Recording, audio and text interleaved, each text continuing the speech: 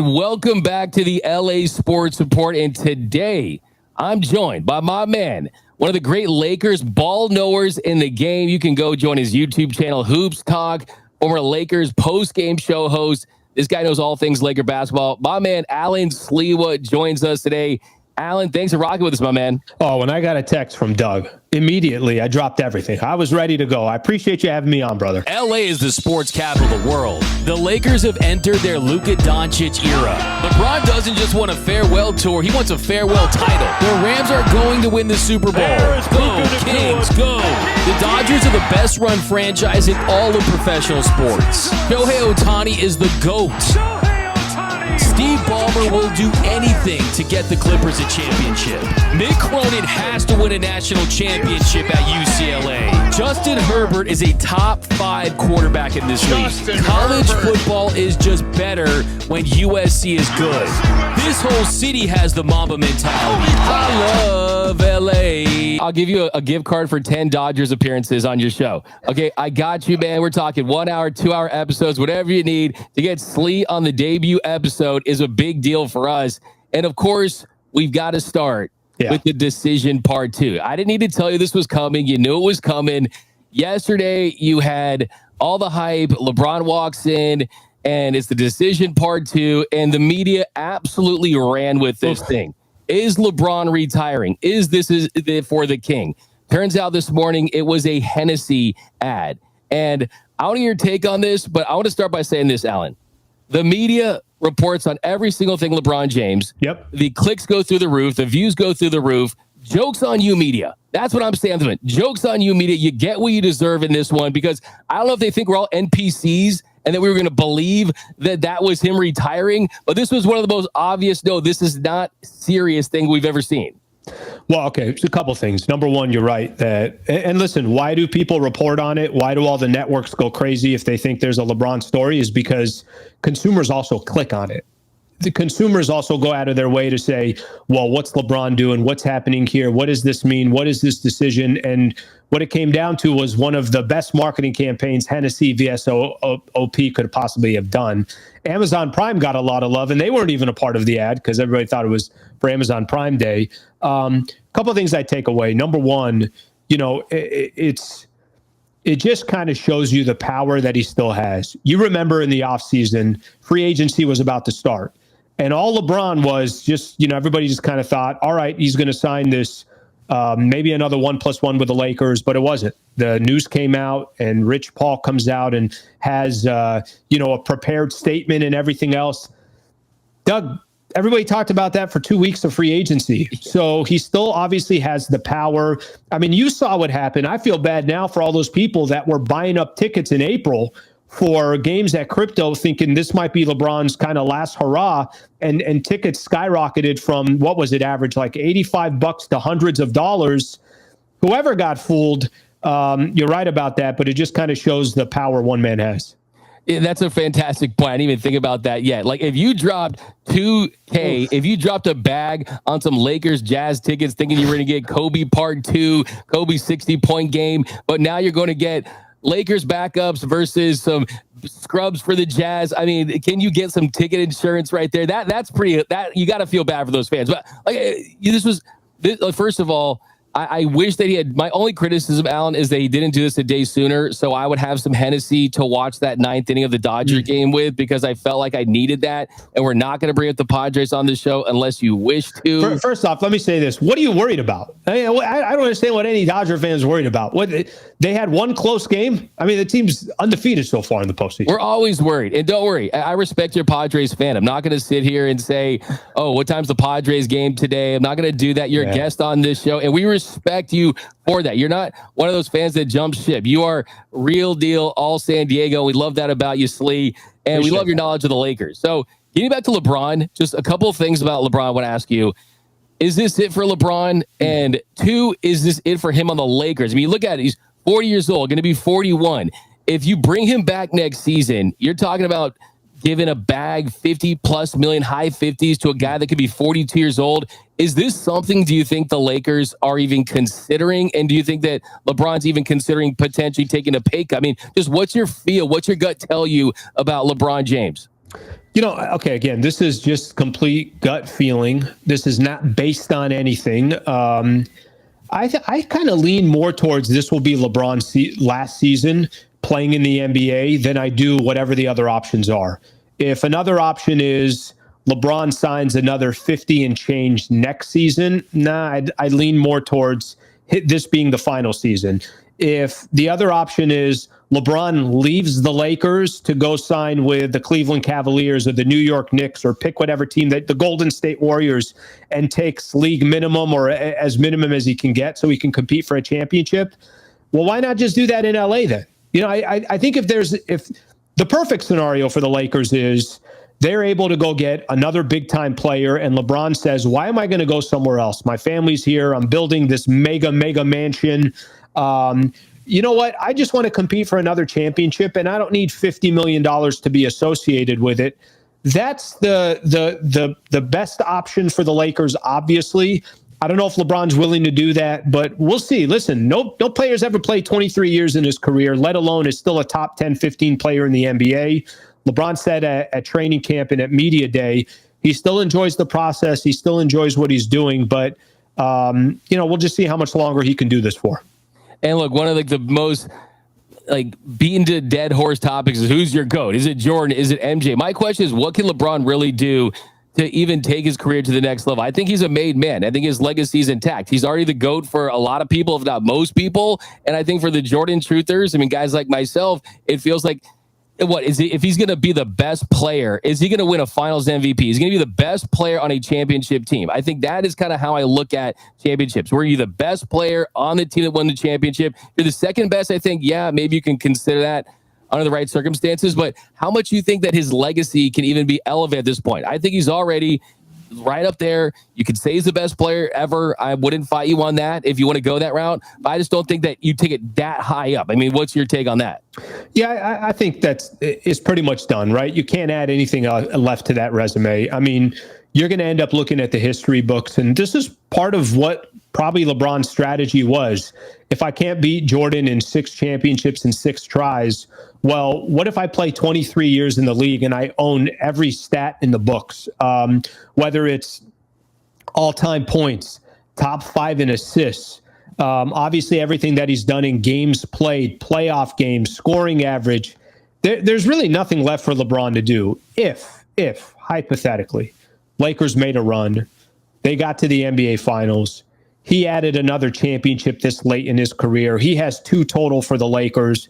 If he found a way to be better than Luka in an NBA playoff run and won Finals MVP, listen, that's a little bit of a pipe dream to think all of that, but what more can he possibly add? I don't expect him to add anything else, and frankly, he doesn't need to add anything else. The guy has surpassed every expectation you could think of, and he's been in front of the media for over 20 years now, and he's delivered on all his promises. I'm with you too. How many guys could say that they entered the league as probably already a top 10 player and is going to exit the league after 23 seasons as a top 10 player? We're never going to see this again. He's the only guy that really needs a page 2 on his Wikipedia page. You go all the way to the bottom and you go to another page with all the accolades. Real quick though, is the table LeBron and Jordan? Is that the only guy sitting at that table, or does Kareem sit at that table too with 6 championships and 6 MVPs? I think a lot of it has to do with eras. I didn't get a chance to watch Kareem and truly appreciate Kareem Abdul-Jabbar. If I was sitting here, I used to do the show with, I used to do the pregame show, the Lakers pregame show with Michael Thompson. Okay. That guy has more knowledge of the NBA, obviously than most people who've been watching. He's watched so many different generations. He's talked about how he appreciates Bill Russell and Wilt Chamberlain and Dr. J, and he could go to Magics and then keep coming up the eras and Kobe and Kevin Durant and LeBron James and Steph Curry. He covers so many different eras. He would tell you that, at least, I'm not going to take from his words, but the way he can value Kareem Abdul-Jabbar is much different than how I can value Kareem Abdul-Jabbar. I saw Magic towards the end of his career and really watched Magic more when he retired, and I got addicted to Magic. I got the Kobe and the Shaq days. I got LeBron. I got Michael Jordan, obviously, throughout his career. I think LeBron and MJ are the conversation for me, but I can't truly have the appreciation that Kareem brings to the table. So I'm always open to that conversation, and I completely understand where people come from in that regards. Yeah, if everyone acting like they're watching like Kareem in 4K HD on League Pass, like, right, didn't exist yet, right? Who's going back on YouTube? But that's a really fantastic point. I love to hear that. Now, the 2025 Lakers, the big addition, DeAndre Ayton falls into their lap. And I think the story for Ayton just feels like, hey, when a team pays to have you go away, that should be the ultimate motivating factor for you. Are you as high on Ayton and his fit for this team with Luke and LeBron as other people are? So I think for me, I gotta see it to believe it. So I got hesitation, and I don't want to come out here and say I do know this. Lakers were so desperate for a center. The fact that they were able to get Ayton, a former number 1 pick, who still's got a lot of upside. He's still just 26 years old. What are they paying him? There's zero risk in what they got, $8 million a year or whatever that total is. So I think if there's a team that needs Ayton, it's the Lakers. And if there's a center in the NBA that also needs Luka Doncic and LeBron James, and there really isn't going to be, this crazy amount of pressure on him. You're not running an offense through DeAndre. They just need him to do his job. So the way I kind of look at it is, yes, I am excited about Ayton. I think the Lakers clearly need a big. You saw them in the playoffs against the Minnesota Timberwolves. But can I sit here with all confidence and tell you that this thing's going to work perfect? I can't. We're going to have to wait and see what it looks like. I think Ayton has said the right thing so far. I think he genuinely wants to succeed. But like you said, there's a reason why the Portland Trailblazers basically didn't want him next to some of their youngsters. There's a question about his commitment to the game of the NBA. This could be his final opportunity or his real opportunity, and hopefully he takes advantage of it. It feels like it's a perfect situation for the Lakers, like you said. I mean, it's not like this it's not this massive contract. It does feel like one of those things where, the Lakers won the summer, right? They won the DeAndre, but will that translate to an entire year? You heard him wanting to improve his defense. I mean, what did you see from early in these preseason games? Well, I thought, I was was reacting right after the game one preseason. Again, it's preseason, and you didn't get DeAndre Ayton to play without Luka and without LeBron and without Austin Reaves. You're going to want to see what that mix looks like. But Ayton only took 1 shot, I think, in that first preseason game, maybe 2 shots, and had 1 point. And I'm like, what the hell is that? If there's ever a time they need him to be aggressive, now's the time. But he said something post game that really stuck with me. He just said that, listen, I came out here, I wanted to show that it's not about stats, it's not about offense. I want to do whatever it takes for this team, whatever they need from me. I wanted to establish myself defensively. I respected that. I thought he did better in game 2. But the way to really kind of gauge what Ayton's going to be with the Lakers, it's when Luka's in there and they have a pick and roll game together. And, similar to earlier in his career when he was playing with Chris Paul, and he's the starting center for the Phoenix Suns in an NBA Finals game. That's the hope. The hope is that he's got somebody that's setting him up. And Ayton's a skilled big man. It's not like, there's a lot of these players in the NBA where they might be 7 foot, but they're all athlete and they're no basketball. He's got a little bit of both, and that's what you want. So I'm excited to see what he can do, but I think it's tough to determine him through 2 preseason games without Luka. Yeah, typically I just naturally hate on the Arizona guys, but in this case, hey, man, we love them. We love them on the purple and gold. Now, as far as you mentioned Luka, it feels like everyone's waiting to see for a full season just how much he elevates his teammates. A guy like DeAndre Ayton, a guy like Austin Reaves, when it was, I think I saw it was a plus 20 net rating when it was Luka and Reaves on the court, but LeBron off the court. Talk about the fit of those 3, LeBron, Luka, and Austin Reaves. How does JJ Redick make it work, and what's the biggest challenge to get that to work? Well, I think it was established right when Luka got here. And, I think LeBron deserves some credit of taking a little bit of a back seat. And LeBron's not accustomed to that. He's never had any point in his career where he's supposed to take a back seat. It all starts with Luka. Give Luka the damn ball and let him do what he does. So that's the head of the snake. That's going to be the leader for the Lakers. I think what it's going to allow, and this is where I think the Ayton piece comes into play, where the Lakers were so flawed last year is they didn't have any bigs. LeBron had to play 5. You had guys playing, when we talk about the Austin Reaves, Luka Doncic backcourt, it's not a good backcourt. And you and I might be able to get a couple of buckets off of them. but they also didn't have a big man. They also didn't have players that can focus on the defensive end. So I think right out the gate, the roster is going to be more complete, and you got to have a complete roster. How does he work all three of them together? It starts with Luka. There's going to be a lot of times where Austin Reaves off the ball is going to have to find ways to be productive. And LeBron, honestly, I don't worry about LeBron. LeBron, anytime, anywhere, any place, he's the highest basketball IQ player that I've probably ever seen in the history of the game. He'll find a way to get his 24, 6, and 6 this upcoming year. That's LeBron. Yeah, I think a little basketball Mensa meeting. Those guys will make it work no matter what. Now, you mentioned Austin Reaves. He said that wants to be an all-star. He loves being a Laker. How does he level up this season? Because there were some people criticizing how he performed in their first-round exit against the Timberwolves. We had a great regular season. How do you think Austin Reaves builds on last season and is even better this year?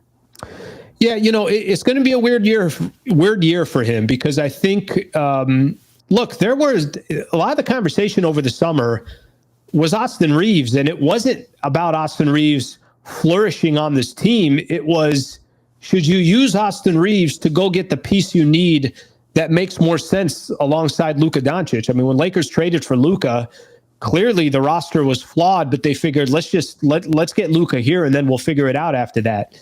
I think for Reaves, a couple things he's going to have to prove this upcoming season. He's going to have to prove that there is a way and there is a path for him and Luka to be in the backcourt together. And that could be a real championship contender without saying, hey, it's great that they both can score, but you know what? They can't play a lick of defense and Lakers are giving up 116, 118 a game, whatever the case is. But Reaves is, I mean, just look at his trajectory. He's been a phenomenal player. He's one of, I think it was like 12, 13 players in the league to have 20 plus points, 5+ rebounds, and 5+ assists, something along those lines as far as stats go. And those names were phenomenal names that he was associated with. The question is going to be more fit. How does he fit on this Lakers team with Luka? And I don't think we have an answer to that. I think we could pretend like we have an answer to that. I think we could pretend it's going to work or it's not going to work. But that's going to be up to Austin Reaves and JJ Redick to figure out. And for a player that's going to be making north of $30 million starting next year, it's a very critical financial decision, too, that the Lakers understand how it works. That's the big question, feels like, too, right? I mean, JJ Redick has said that he's been the best player in the gym. That gym hasn't always included LeBron and Luka early on. But does that pressure of, hey, just wanting to lock him up long term? And we've seen Luka, he's been a good fit with Brunson and Kyrie, guys that can play great offensive guard and then not necessarily known as for their defense. But Luka's shown that he can be good fits and help those guys perform at the highest levels. Is it a no-brainer for Austin Reaves as far as just locking him up long-term? I mean, you got people talking about him in the Tyler Hero range, 30, 35 million. Do you expect 100% that deal gets done? I don't think it's a no-brainer. I really don't. I think, let's see what 25, 30 games looks like together with this team. I think a couple things to keep in mind. The teams with Jalen Brunson and the team with Kyrie Irving, what they also had was great size. They had a team that made sense. They had a roster where everyone understood their role. They had guys that if somebody gets blown by on the defensive end, there's still 2-3 guys that you got to get by. They complemented Luka with Kyrie or Luka with Jalen Brunson. The question for the Lakers, are they going to be able to do that with Austin Reaves? And this is no knock on Austin because Austin's a great player. Jalen Brunson is a top 10 player in the NBA or top 12 player in the NBA. Kyrie Irving is an established, bona fide Hall of Famer and hit one of the biggest shots in NBA history. Reaves ain't on that level. And now, again, I'm not trying to hit Reaves with he's not good enough. What I'm trying to say is the Luka chapter has begun. And every decision you make moving forward for the Lakers, the question has more to do with, does this make sense with Luka? And sometimes that has nothing to do with a other player. It's not a knock on another player. You're just asking for the fit. So does it almost feel like it's an audition for Austin Reaves to make sure you're optimizing Luka? I think it's an audition for the entire organization to make proper decisions around a top 3-4 player in the NBA. And every decision's got to make sense. And it can't be just emotionally based. It can't just be, well, he came up through the Lakers system. For all you and I know, we could be 30 games into the season and say, yeah, this franchise would be foolish to either trade Austin Reaves or not give him $35 million a year. But we can also be sitting here 35 games in and say, Austin Reaves, your biggest asset that you have to get a player that you need in order to eventually build long-term with Luka.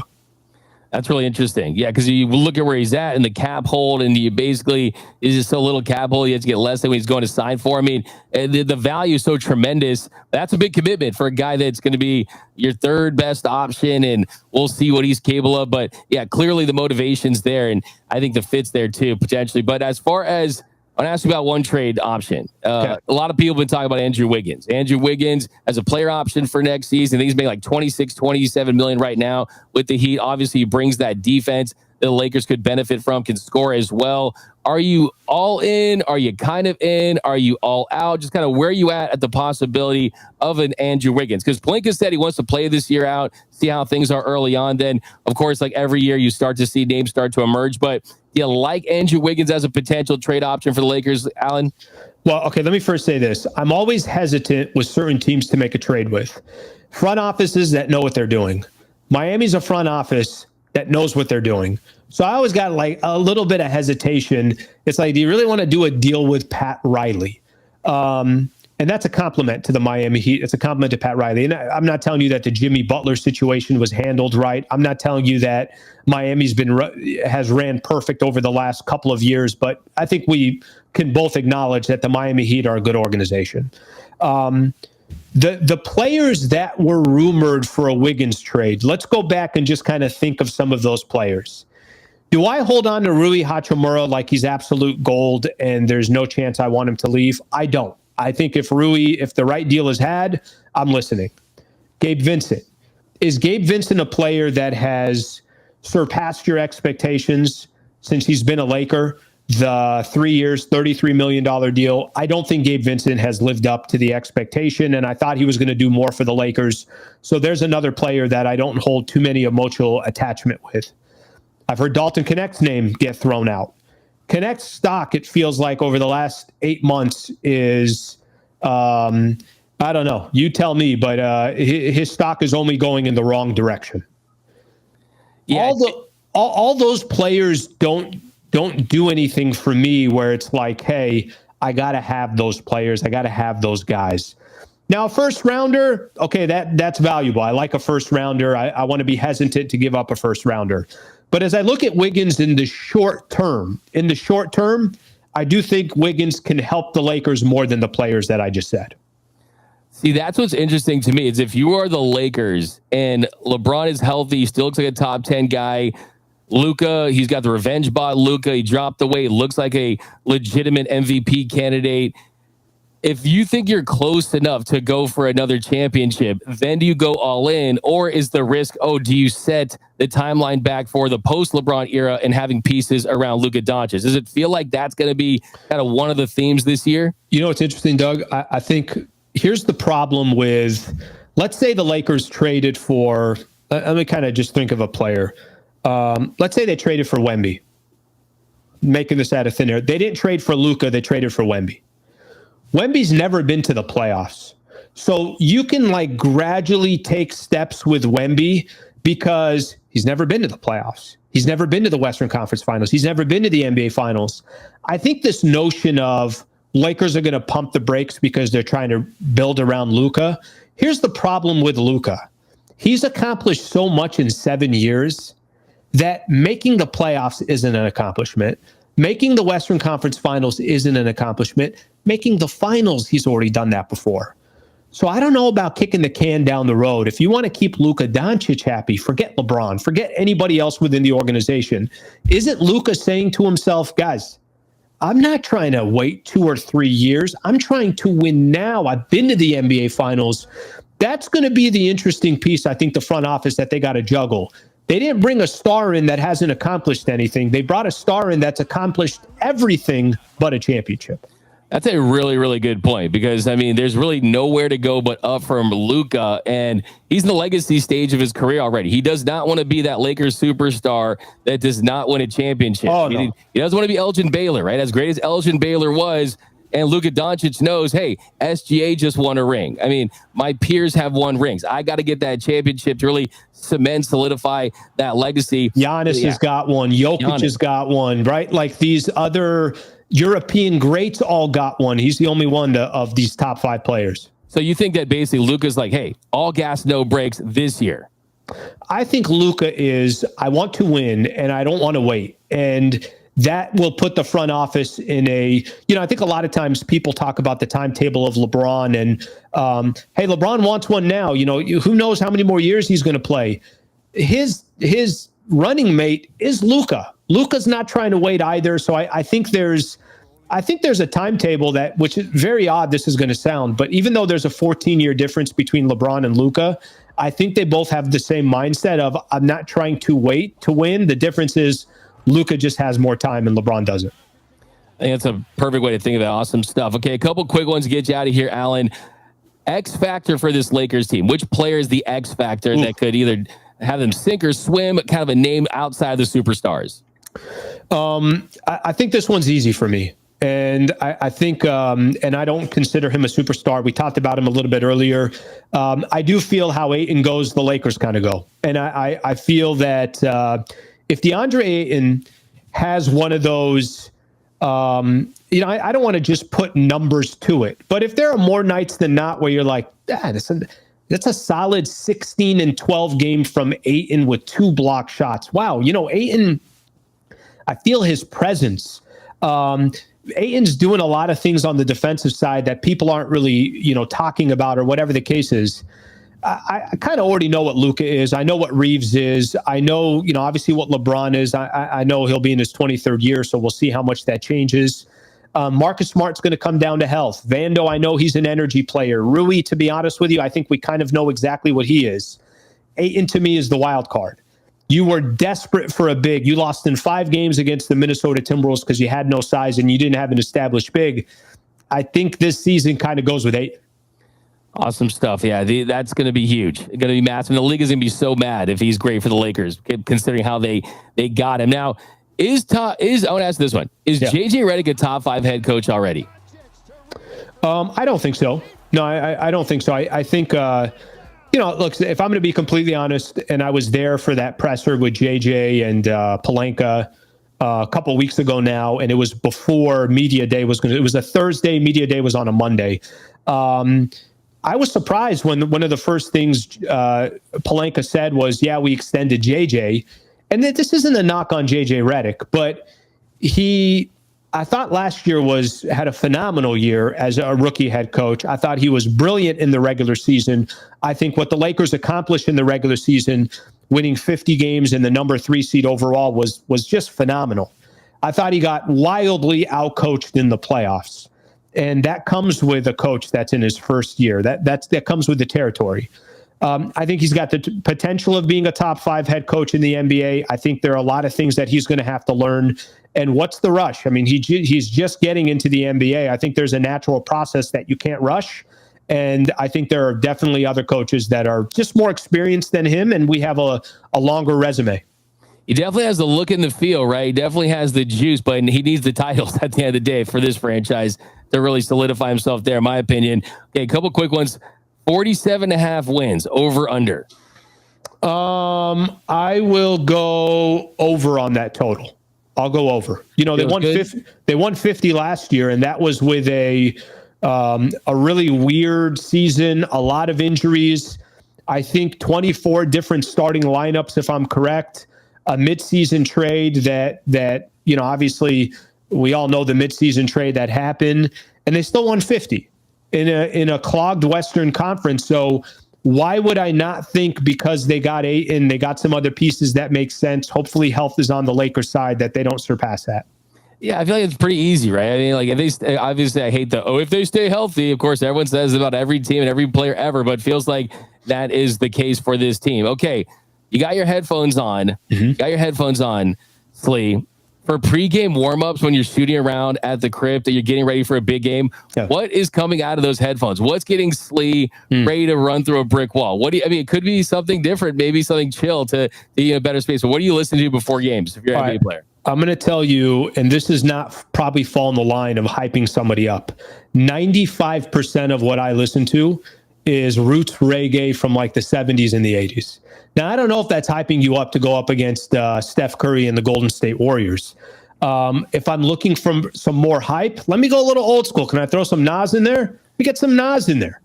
I mean, let me go. I'd like to go a little bit more old school. I like a little bit more of the hip hop from the 90s, early 2000s. That will get me going. Nas, you want to be in LA state of mind. I don't know how this was, but I thought about asking this question. For some reason, I thought he was going to say Nas. I can't explain why, but really? Maybe we're in a mind meld. It's kind of crazy. I have no proof of that, but in my brain, it was thinking Nas. I think our guy Aiden would like the reggae too. My man from the Bahamas, and he's loving that. But the last one here. If you could only wear one Lakers jersey for the rest of your life, which player would it be? What color would it be? I mean, the floor is yours on this one. I don't know if you're a big jersey guy or big jersey guys here. Yeah, I already got it. And I actually have no hesitation here. I'm wearing a Magic Road jersey.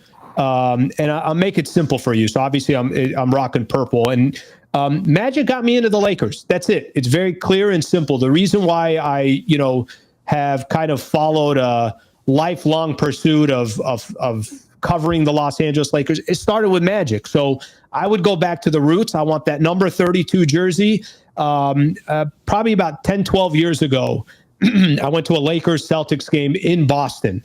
And that's the jersey that I rocked. And it was actually kind of really cool to see a lot of Celtics fans give love to the jersey. Shows how much respect that they had for Magic. So I'm going with a road Magic jersey, number 32. I can picture Alan Sliwa on a court in San Diego with the purple Magic doing the baby hook from Game 4 of the 1987 NBA Finals, just like putting it in there. But that's a great pick. The drop shadow on that alone is so fire. I love that pick. Well, Alan, we thank you so much for your time. We really appreciate here on the first episode of the LA Sports Report. We couldn't have anyone else talk Lakers with us other than you. Knows more Lakers basketball than anyone in the game, really. One of the great Laker ball knowers in the game, the great Alan Sliwa. You can find his channel, Hoops Talk. He does post-game shows throughout the year, does a daily show Monday through Friday at 8 a.m. Man, you get up early for your shows, man. Like, I mean, what, you're an early riser or what? I don't know what the hell I was doing. When I was coming up with a game plan, like I couldn't have made it at 9 or 10. I don't know why I did it, but I'm rolling with 8 a.m. With Slee. Drink your coffee with Slee every morning on YouTube. But thank you so much, and thank you, brother. We'll check in with you soon, my man. Sounds good. Appreciate you having me on. So find us over on YouTube. It's LA Sports Report. We're going live Monday through Friday and shows on the weekends. It's LA Sports 24/7, 365. I'm loyal to the soil, not just Dodgers, but Lakers, Rams, Chargers, USC, UCLA, Kings, Clippers. If they're talking about it in the world of LA sports, we'll be covering it at the LA Sports Report. I'm loyal to the soil. Join the LA Sports Report now.